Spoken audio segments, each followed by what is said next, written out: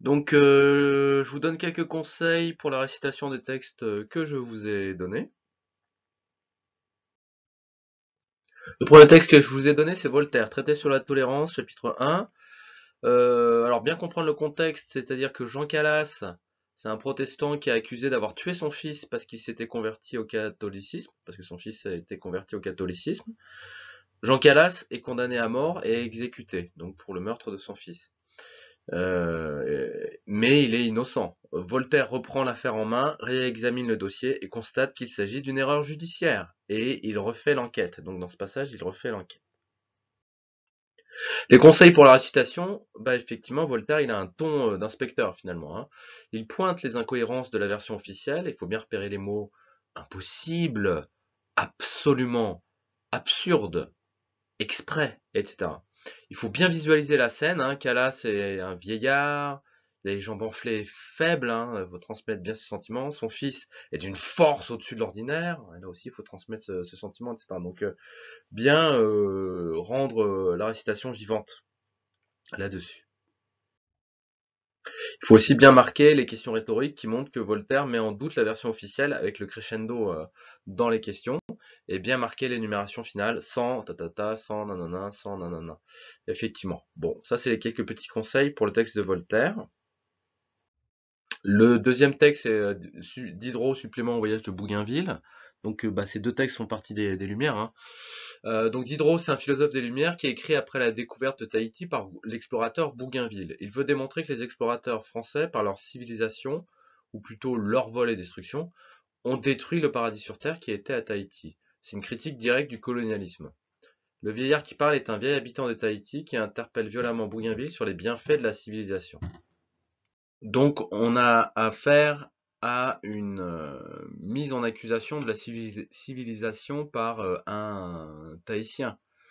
Donc le ton est polémique, il est presque violent. Alors il faut éviter de parler d'un ton furieux ou énervé tout du long, hein, il faut quand même varier les intonations. C'est un discours qui est adressé à quelqu'un, un ennemi. N'hésitez pas à pointer du doigt, mais bon, pas trop. Faut pas lire trop vite. Juste le passage aussi Oru, toi qui entends la langue de ces hommes-là, là le vieillard s'adresse à un autre Tahitien en disant voilà, toi qui comprends, tu vas leur expliquer ça. Voilà, bon ça c'est pour bien comprendre le texte et pour réciter efficacement. Le discours sur la misère, donc c'est un discours de Hugo adressé aux députés de l'Assemblée nationale. Il veut faire partager sa révolte et son indignation et avoir des mesures concrètes de lutte contre la misère. Pour la citation, il faut réciter lentement. Il faut faire résonner le premier mot, hein, évidemment. La misère. Voilà, plus vous attendrez, effectivement, plus ça prendra du poids, hein. Hugo s'adresse aux députés, il fait appel à leurs sentiments, il les toise, il les engage. Attention au découpage, donc la première partie du texte, la misère jusqu'à voulez-vous des faits, a un ton plutôt polémique. La deuxième partie du texte, il y a dans Paris jusqu'à froid de l'hiver, a un ton plutôt pathétique. Et la troisième partie, de Eh bien messieurs jusqu'à la fin, reprend un ton beaucoup plus polémique, hein. Et il faut bien appuyer sur le mot cloaque, hein, effectivement, qui est un mot fort, hein, qui désigne un lieu extrêmement sale et répugnant. Discours du général de Gaulle à l'hôtel de ville de Paris le 25 août 1944. C'est le discours de libération de Paris après l'occupation allemande, hein. 1940-1944, on est en 44. Pardon. Donc les conseils pour la récitation, effectivement, c'est d'avoir un ton solennel et ému. C'est comme un grand moment historique, hein. Enfin la libération après toutes ces années d'asservissement. Il faut réciter plutôt lentement, hein. Il ne faut pas aller trop vite parce que c'est solennel, hein. C'est important.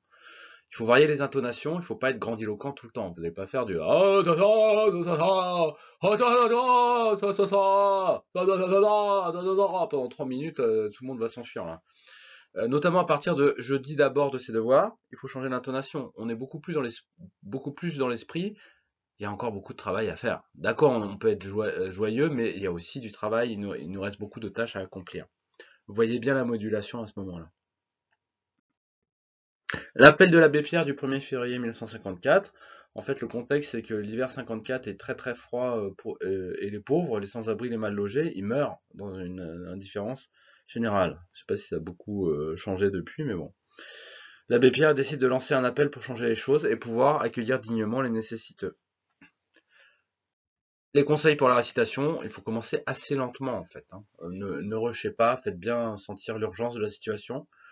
Sur la première phrase, hein, il y a les deux mots très importants, c'est gelé et expulsé, effectivement.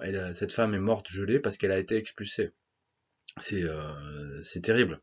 De mes amis au secours, effectivement au niveau du mouvement du texte, l'heure est grave, le ton est solennel. De chaque nuit jusqu'à assez urgent, la tonalité est plus pathétique, plus triste, on a de la pitié pour ces gens qui sont dans une situation terrible. Et de écoutez-moi jusqu'à la fin, le ton reprend de l'espoir en fait et de la détermination. Ça y est, déjà, ça commence, la situation commence à changer.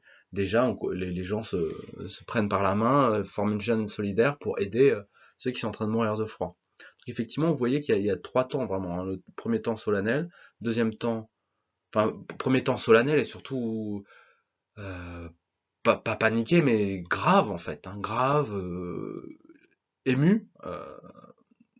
L'abbé Pierre était ému effectivement de cette femme qui est morte. Ensuite, la tonalité devient beaucoup plus pathétique et c'est une description d'une situation terrible, triste, on a pitié.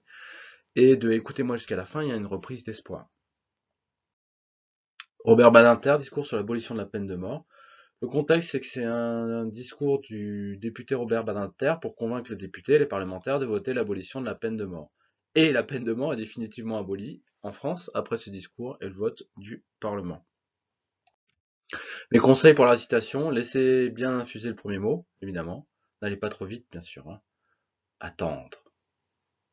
Voilà. Le ton est solennel, il faut varier les intonations quand même. C'est un discours qui s'adresse aux parlementaires, donc il y a des prises à témoins, hein, messieurs les députés, etc. Les registres dominants sont plutôt didactiques et polémiques. Ensuite, on a le discours d'Elisabeth Ier, c'est Troop à Tilbury. Alors là, ça c'est pour les courageux qui essayent de faire le discours en anglais. Le discours est donné par la reine d'Angleterre Elisabeth Ier. C'est pas Elisabeth II, hein. C'est pas la reine actuelle, c'est une reine du XVIIe siècle, pour motiver l'armée face à l'attaque de l'armada espagnole. Donc c'est un discours de guerre en fait, hein, pour motiver l'armée. Les conseils pour la récitation, donc vous travaillez quand même la prononciation en anglais, hein, vous vérifiez que ça colle bien, vous assurez que vous avez bien compris le texte. Si vous comprenez pas le texte, ça va être difficile de bien le réciter évidemment. Vous identifiez les mouvements, quand elle parle de son corps faible, ça, on est plutôt dans le pathétique. Quand elle revendique sa fierté d'être à la fois reine et roi, là on est plutôt dans une sorte de fierté. Quand elle montre son mépris pour ses ennemis, là vous faites sentir le mépris. Quand elle montre sa confiance en ses troupes, là il y a tout ce côté chaleur et dynamisme et encouragement. Bien identifier effectivement les différents sentiments qui sont présents dans ce discours. On termine avec Martin Luther King, Have a Dream.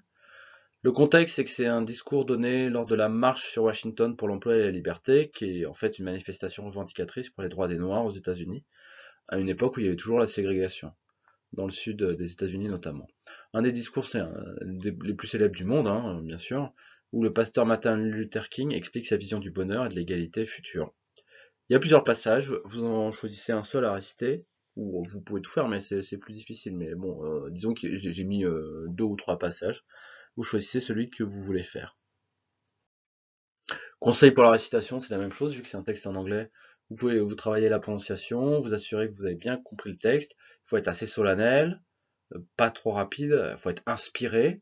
Souvenez-vous, c'est un pasteur, donc c'est comme un discours dans une église, hein, finalement. Et surtout, visualiser les différents, je fais une petite faute, c'est pas les différents éléments, mais les différents éléments, mountains, hills, etc.